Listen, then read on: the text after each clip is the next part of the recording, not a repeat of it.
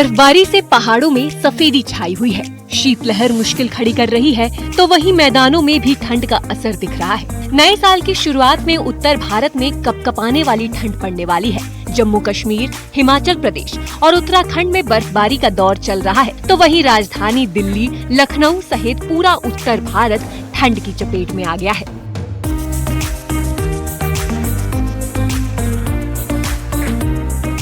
कश्मीर घाटी में बर्फबारी से पारा लगातार गिरता जा रहा है, जिसकी वजह से कंपकपाने वाली ठंड पड़ रही है। गुलमर्ग में तापमान -10 डिग्री जा चुका है। तस्वीरें देखिए, जहां तक नजर जाएगी बस बर्फ ही बर्फ दिखाई पड़ेगी। वादियां पूरी तरह बर्फ की आगोश में है, जिसकी वजह से बिजली, पानी की सप्लाई में दिक्कतें भी आने लगी हैं। लेकिन यहाँ सैकड़ों की संख्या में सैलानी पहुँचे हुए हैं जो बर्फ का लुत्फ ले रहे हैं। जम्मू कश्मीर में बर्फबारी का मौसम आगे भी बने रहने के संकेत मिल रहे हैं। मौसम विभाग के मुताबिक 5 और 6 जनवरी को जम्मू कश्मीर के ऊंचाई वाले इलाकों में बर्फबारी होगी। एवलांच की भी चेतावनी जारी की गई है। पूरी घाटी में शीतलहर का प्रकोप चल रहा है। बर्फबारी से कई रास्ते बाधित हैं। मुगल रोड में बर्फ गिरने से यातायात बहाल होने में काफी दिक्कतें आ रही हैं। कश्मीर के अधिकांश जिलों में दिन का पारा भी सामान्य से 3 से 6 डिग्री गिरकर 2 से 5 डिग्री तक चल रहा है। लेह में न्यूनतम तापमान -11 डिग्री दर्ज किया गया। पहलगाम में -8.4, काजीगुंड में -7.5, श्रीनगर में -3.5 डिग्री तक चला गया।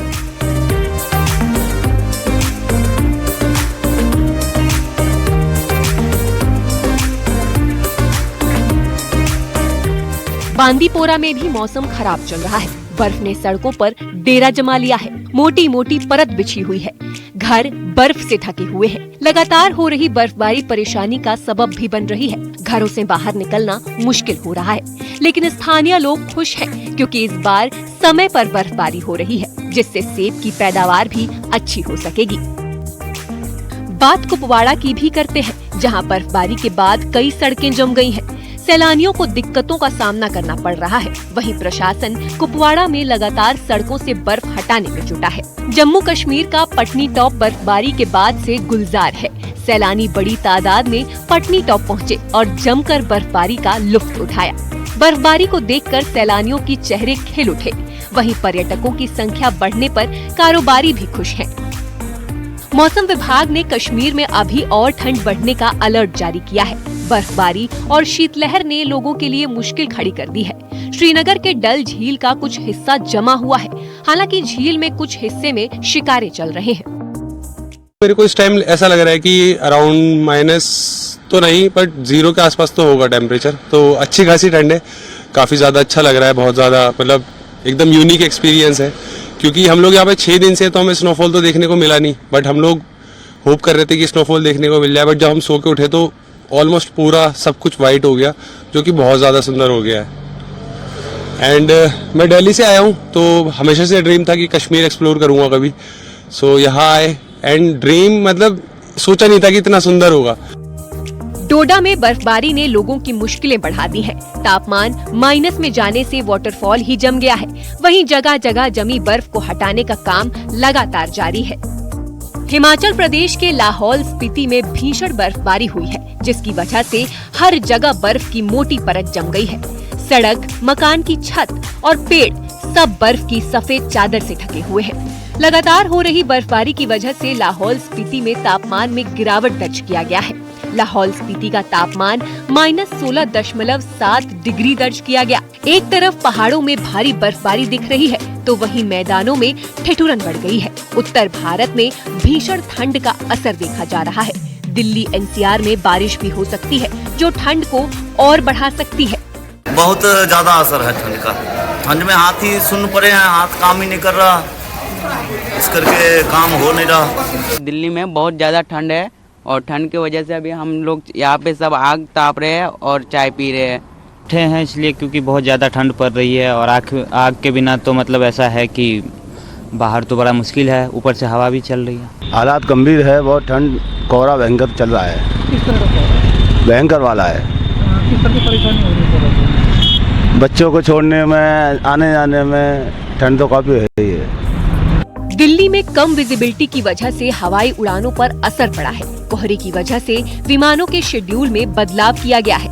यूपी, हरियाणा, बिहार समेत कई राज्यों में घना कोहरा छाया रहा। दिल्ली एनसीआर में अब ठंड तो शुरू हो चुका है, लेकिन अब कोहरे की आफत आने वाली है। राजधानी दिल्ली एनसीआर में ठंड का असर और ज़्यादा बढ़ने वाला है, क्योंकि जिस तरह से अगर कोहरे का असर बढ़ेगा तो उसका असर भी राजधानी दिल्ली में दिखेगा। इस वक्त मैं इंडिया गेट पे हूँ और इंडिया गेट पे यहाँ देखा जा सकता है कि विजिबिलिटी बेहद कम है। यहाँ पर देखा जा सकता है विजिबिलिटी बहुत कम होने की वजह से यहाँ पे लोग तो यहाँ पे आ रहे हैं, और जिस तरह से दिल्ली की सर्दी की अगर बात करें तो लोग आनंद ले रहे हैं।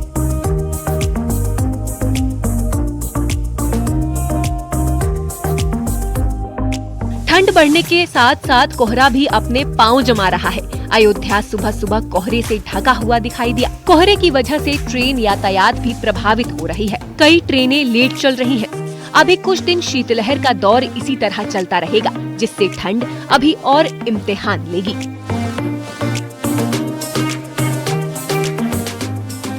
न्यूज़ 18। और जयपुर घाटी बर्फबारी के बाद से गुलजार है। पूरी घाटी इस वक्त बर्फ की सफेद चादर से ढकी हुई है। गुलमर्ग में तो बर्फबारी से वादी का नजारा ही बदल गया है। जिसने भी घाटी के इस नजारे को देखा बस देखता ही रह गया। चेहरे पर खुद ब खुद एक बड़ी मुस्कान सी आ जाती और आंखों में चमक आ गई। गुलमर्ग में पेड़ों से लेकर मकानों की छतें बर्फ से लदी हुई हैं और आप देख सकते हैं कि किस तरीके की तस्वीरें हैं। सैलानी लगातार गुलमर्ग पहुंच रहे हैं और वहां पर बर्फ का मजा लेते हुए नजर आ रहे हैं। तो ये तस्वीरें साफ बता रही हैं कि किस तरीके का मौसम इस वक्त बना हुआ है और कहीं ना कहीं ये मौसम का मजा लेने के लिए सैलानी जो है बहुत दूर दूर से पहुंच रहे हैं और इस मौसम का मजा लेते हुए नजर आ रहे हैं। आपको बता दें कि इस बीच सड़कों पर बर्फ की मोटी परत जम गई है। इस वजह से लोगों को मुसीबतों का भी सामना करना पड़ रहा है। तो बर्फबारी से पूरा गुलमर्ग इस वक्त गुलजार है। तस्वीरें बेहद अद्भुत है। हम आपको ड्रोन शॉट दिखा रहे हैं जिसमें आप देख सकते हैं किस तरीके का नजारा वहां पर देखने को मिल रहा है। हर तरफ बस बर्फ ही बर्फ नजर आ रही है। मानो ऐसा लग रहा है जैसे हरे हरे इन पेड़ों में कुछ मोती से पड़े हों। इस तरीके का नजारा हर तरफ नजर आ रहा है और पूरी तस्वीरें देखकर लोग अपने आप ही गुलमर्ग की तरफ खींचे चले जा रहे हैं। कश्मीर घाटी में पड़ रही कड़ाके की ठंड की वजह से अब पूरे कश्मीर में धुंध छा गई है। विजिबिलिटी बहुत ही कम हुई है। हो सकता है कि विजिबिलिटी कम होने की वजह से श्रीनगर एयरपोर्ट पे फ्लाइट्स ऑपरेट करने में बाधा आ सकती है। और आप देख सकते हैं हर तरफ से धुंध छाई हुई है, दूर दूर तक नजर नहीं जाती है और इसके कारण सर्दी में मजीद इजाफा हुआ है और यही हाल इस वक्त पूरे कश्मीर में है। एयरपोर्ट पे भी विजिबिलिटी बहुत कम है। तो ये आप नज़ारा देख सकते हैं, बिल्कुल विजिबिलिटी पुअर है। जब कैमरा को जूम करेंगे तो आगे कुछ भी नहीं दिखता है। बिल्कुल सब कुछ ढका हुआ है। फॉग की वजह से, धुंध की वजह से कोहरा छाया हुआ है। ठंड भी बहुत ज़्यादा है। नदियां जम जाती हैं सर्दी की वजह से, नदियों का पानी फ्रीज हो जाता है। तो कश्मीर घाटी में आजकल चिल्लाई कलान का मौसम है। चिल्लाई कलान 21 दिसंबर को शुरू होता है, 29 जनवरी को ख़त्म हो जाता है और चिल्लाई कलान में बहुत ज़्यादा सर्दी रहती है। तो ये आप देख सकते हैं, ये एक ब्रिज है और जूम इन करने के बाद अगर दूसरे साइड की बात करें तो ब्रिज के दूसरे साइड से दूर से कुछ भी नहीं दिखता है और इर्द गिर्द आप देख सकते हैं क्या हाल है।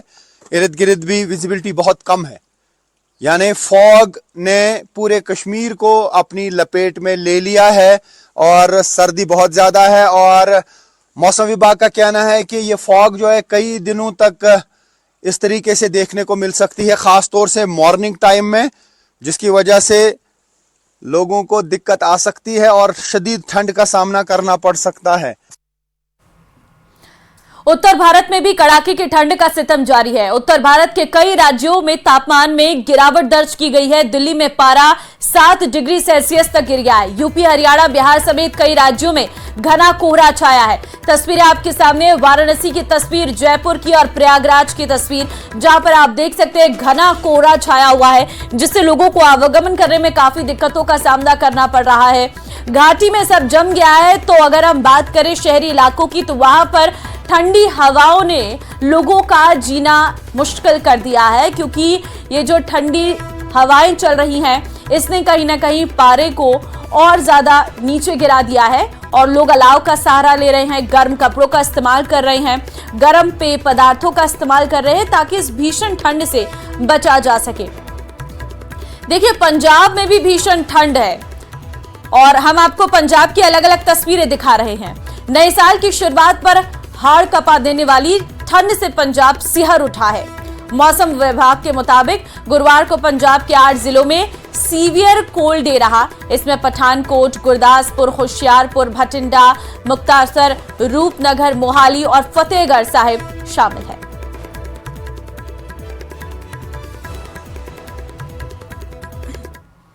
बढ़ते आगे, जयपुर से बड़ी खबर। सीएम भजनलाल शर्मा लेंगे समीक्षा बैठक। सांगानेर विधानसभा क्षेत्र के विकास कार्यों को लेकर यह बैठक लेंगे। भरतपुर के विकास कार्यों की प्रगति की समीक्षा को लेकर यह बैठक ली जाएगी।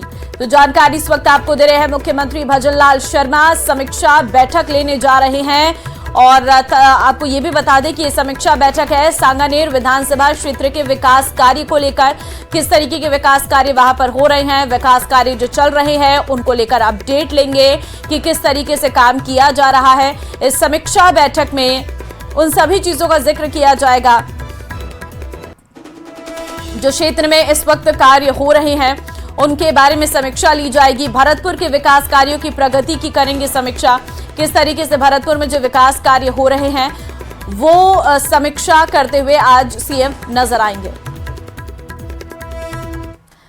और आज भी संभल में खुदाई जारी है। कल एक और प्राचीन कुआं मिला है। महमूद खां सराय में मिले कुएं की खुदाई चल रही है। आज जुम्मे की नमाज को लेकर सुरक्षा व्यवस्था कड़ी है क्योंकि कल ही सर्वे रिपोर्ट कोर्ट में पेश की गई जिसमें सूत्रों के मुताबिक मंदिर के तमाम सबूत मिले हैं। वहीं संभल को लेकर सियासत भी जारी है। एआईएमआईएम के असदुद्दीन ओवैसी के बयान पर योगी सरकार की मंत्री ने पलटवार किया है। तो वहीं संभल में हिंसा के दौरान पुलिस पर फायरिंग करने के आरोप में एक आरोपी को गिरफ्तार भी किया गया।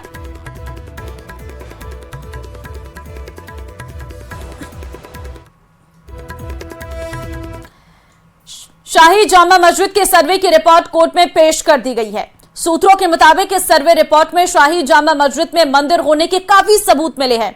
एक दिन पहले कोर्ट कमिश्नर ने चंदौसी कोर्ट में जामा मस्जिद की सर्वे रिपोर्ट दाखिल की। यह रिपोर्ट 40 से 45 पन्नों की बताई गई जिसे सीलबंद लिफाफे में कोर्ट को सौंपा गया। संभल की शाही जामा मस्जिद में 29 नवंबर और 24 नवंबर को कोर्ट कमिश्नर की अगुवाई में सर्वे किया गया था।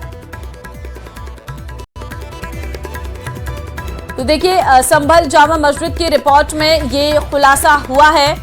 1200 तस्वीरें हैं जो गवाही दे रही हैं। सच के सबूत सामने आए हैं। संभल मस्जिद में मंदिर के सबूत मिले हैं। जामा मस्जिद की रिपोर्ट से ये खुलासा हुआ है। 40 से 45 पन्ने की ये रिपोर्ट जो है वो सौंप दी गई है और जिसमें बताया जा रहा है कि कई ऐसे तथ्य बताते हैं कि यहाँ पर पहले मंदिर था और अब मस्जिद बनाई गई है। तो मंदिर के जो साक्ष्य हैं वो मिले हैं। सर्वे रिपोर्ट में मस्जिद में मंदिर होने के सबूत जो है वो मिले हैं। सर्वे टीम ने मस्जिद के करीब 1200 फोटो लिए थे। पहले दिन 1.5 घंटे और दूसरे दिन 3 घंटे की वीडियोग्राफी की गई थी। 19 और 24 नवंबर को हुआ था मस्जिद का सर्वे। कोर्ट कमिश्नर ने 45 पन्नों की सर्वे रिपोर्ट पेश की है।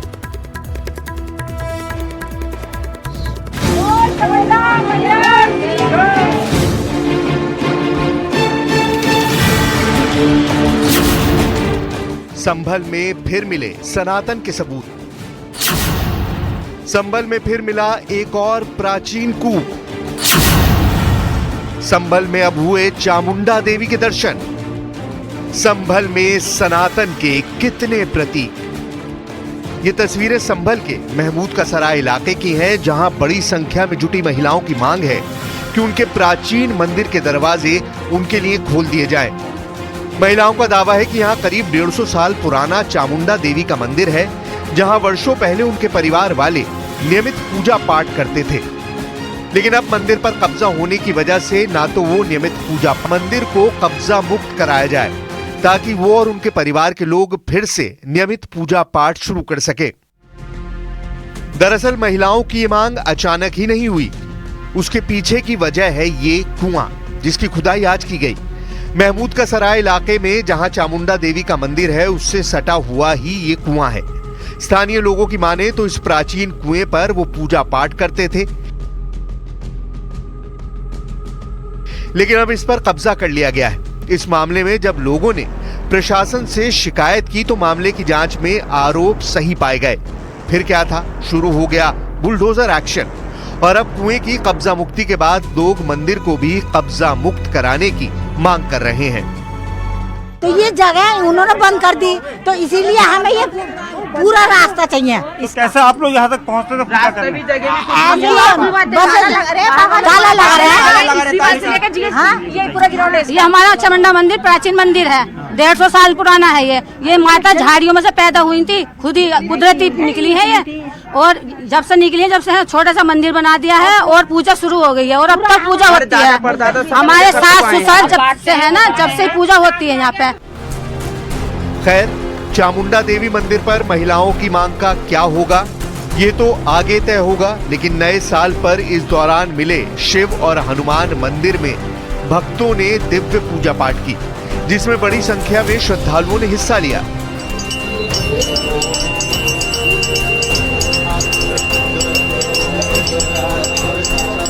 नए साल पर मंदिर में सिर्फ पूजा ही नहीं की गई, बल्कि हनुमान जी की रथ यात्रा और शोभा यात्रा भी निकाली गई। किष्किंधा रथ यात्रा के दौरान माहौल ऐसा रहा कि पुलिस वाले भी भक्तिमय होने से खुद को नहीं रोक सके। सड़कों और गलियों से निकली इस यात्रा के दौरान लोग बजरंगबली और शिव के साथ कल्कि भगवान के जयकारे लगाते रहे। कल्कि भगवान का अवतार होने वाले हैं इसी संबल क्षेत्र में, तो भगवान प्राकट्य हो गया। जब प्राकट्य हो गया तो भगवान विष्णु का, कल्कि भगवान का जो अनन्य भक्त हैं, मौन बैठेंगे क्या?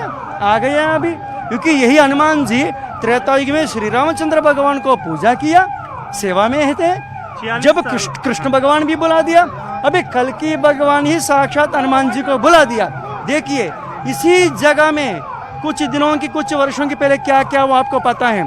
साक्षात जब हनुमान जी पदार्पण हो जाते हैं, उसका चेहरा ही बदल जाता है।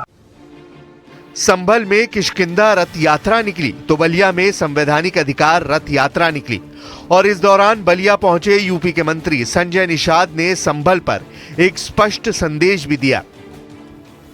तो विरासत अगर हमारी कोई उस पर कब्जा किया तो मिलना चाहिए। आज के दिन में जब इस्लाम धर्म में लिख दिया गया कि इबादत जगह पर, विवादित जगह पर इबादत करना गुनाह है, तो जितनी विवादित जगह है उन्हें छोड़ देना चाहिए और आना चाहिए। और विपक्ष के लोग एक विशेष वर्ग को खुश करने के लिए बयानबाजी करते हैं। तो संभल पर सियासत सिर्फ इतनी ही नहीं है, जामा मस्जिद के सामने बन रही पुलिस चौकी पर भी सियासी रण शुरू हो गया है। संभल में सत्यव्रत चौकी का काम तेजी से चल रहा है और यही वजह है कि महज 5 दिनों में ही पुलिस चौकी के भवन में छत भी पड़ गई है। लेकिन इसको लेकर सियासत भी उतनी ही तेज हो गई है। पुलिस चौकी को लेकर क्या है नया दावा, बताएंगे, लेकिन उससे पहले पुलिस चौकी को लेकर क्या है स्थानीय महिलाओं की सोच, वो भी सुनिए। जैसे आपके हस्बैंड कर रहे हैं कि या तो संपत्ति हमें मिल जाए, नहीं तो वहाँ पे मंदिर बना दी जाए, पुलिस चौकी बना दी जाए। आप सहमत हैं इस बात से? जी, पूरे परिवार से, पूरे परिवार से। तो एक तरफ पुलिस चौकी के निर्माण से लोगों में खुशी है, तो वहीं AIMIM के प्रमुख असदुद्दीन ओवैसी ने दावा किया है कि पुलिस चौकी की जमीन वक्फ बोर्ड की है और प्रशासन उस पर कब्जा कर रहा है। हमने जब इस बारे में जिले के DM से बात की तो उन्होंने उस जमीन पर दावे का पूरा सच बताया। संभल की मस्जिद के सामने, संभल की मस्जिद आसार कदीमा का प्रोटेक्टेड मॉन्यूमेंट है। प्रोटेक्टेड मॉन्यूमेंट का कानून यह है कि उसके 100 मीटर के अतराफ में कोई तामीरी नहीं हो सकता। यह पार्लियामेंट का कानून है। मगर यह कौन सी संभल की पुलिस है जो आसार कदीमा के प्रोटेक्टेड मस्जिद के 100 मीटर नहीं बल्कि उसके 5 फीट के फासले पर आउटपोस्ट बना रहे हैं, और वो आउटपोस्ट वक्फ की जमीन में बना रहे हैं। मुरादाबाद के 39A में वो वक्फ का दर्ज है, सुन्नी वक्फ बोर्ड में दर्ज है, वहां पर संभल की पुलिस बना। सत्यव्रत पुलिस चौकी के निर्माण के क्रम में कुछ दस्तावेज कल हमें मिले, हमने उनका परीक्षण किया। वो दस्तावेज रजिस्टर्ड भी नहीं है, और उन दस्तावेजों की जब जांच की गई तो इसमें किसी प्रकार का कोई रकबा, कोई चौहद्दी, उसका वर्णन नहीं है। तो जो प्राइमरीली है उन दस्तावेजों के आधार पे कुछ कहा नहीं जा सकता है, और हमने कहा भी है यदि आपके पास और भी कोई दस्तावेज है तो आप लेके आएं, हम नियमानुसार कार्रवाई करेंगे। संभल में सनातन के प्रतीकों के बीच सियासी हलचल लगातार बढ़ रही है। इस बीच संभल में खुदाई के दौरान मिल रही विरासत को संजोए रखने के लिए जीर्णोद्धार का काम भी शुरू हो गया है।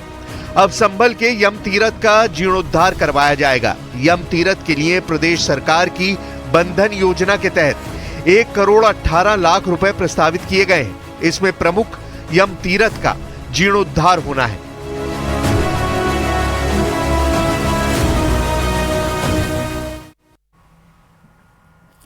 तो वहीं सूत्रों के मुताबिक सर्वे रिपोर्ट में जामा मस्जिद में मंदिर होने के काफी सबूत मिले हैं, जिन्हें चंदौसी कोर्ट में दाखिल कर दिया गया है। अब आपको बताते हैं वो सबूत आखिर क्या हैं। तो सूत्रों के मुताबिक इस सर्वे रिपोर्ट में शाही जामा मस्जिद में मंदिर होने के काफी सबूत मिले हैं। देखिए, इसमें सूत्रों के मुताबिक मस्जिद के अंदर 2 वट वृक्ष मिले हैं। वट वृक्ष हिंदू धर्म में पवित्र माने जाते हैं और हिंदू धर्म में वट वृक्ष की पूजा भी होती है। इसके अलावा मस्जिद में एक ऐसी चेन भी मिली है, जैसी चेन आमतौर पर हिंदू मंदिरों में घंटे लगाने के लिए इस्तेमाल होती है। साथ ही मस्जिद में एक कुआं मिला है, जो आधा मंदिर के अंदर और आधा बाहर मिला है। पुराने कंस्ट्रक्शन को बदलने के सबूत मस्जिद में मिले हैं। एक जगह मंदिर की शेप को प्लास्टर लगाकर पेंट किया गया है। गुंबद के हिस्से को प्लेन किया गया है। 50 से अधिक फूल के निशान मिले हैं।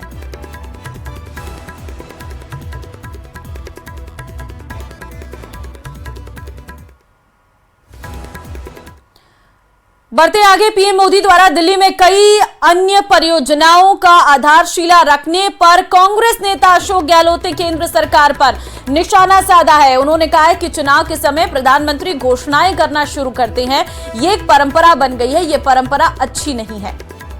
तो अशोक गहलोत ने केंद्र सरकार पर निशाना साधा है।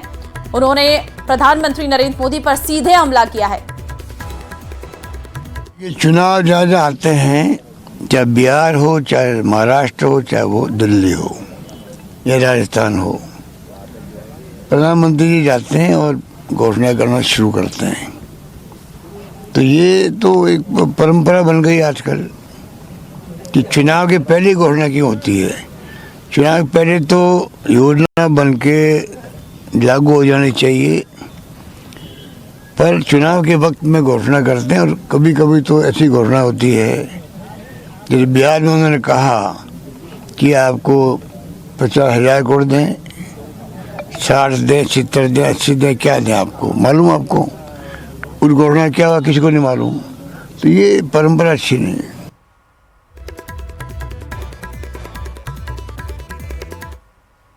तो जयपुर से बड़ी खबर है, सीएम भजनलाल शर्मा लेंगे समीक्षा बैठक।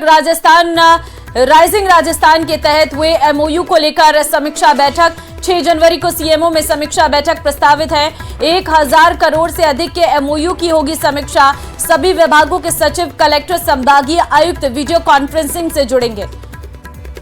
तो जयपुर से ये बड़ी खबर आपको दे रहे हैं, जहां पर मुख्यमंत्री के द्वारा समीक्षा बैठक ली जाएगी। राइजिंग राजस्थान के तहत हुए एमओयू को लेकर ये समीक्षा होगी। 6 जनवरी को सीएमओ में समीक्षा बैठक प्रस्तावित है। 1000 करोड़ से अधिक के एमओयू की समीक्षा होगी। सभी विभागों के सचिव, कलेक्टर, संभागीय आयुक्त वीडियो कॉन्फ्रेंसिंग से जुड़ेंगे। राइजिंग राजस्थान के तहत हुए एमओयू को लेकर समीक्षा बैठक है। 6 जनवरी को सीएमओ में समीक्षा बैठक प्रस्तावित है। राइजिंग राजस्थान के तहत हुए एमओयू को लेकर यह समीक्षा बैठक होगी और 6 जनवरी को सीएमओ में समीक्षा बैठक प्रस्तावित की गई है। तो दरअसल 1000 करोड़ से अधिक के एमओयू हुए हैं, जिनकी समीक्षा की जाएगी। और फिलहाल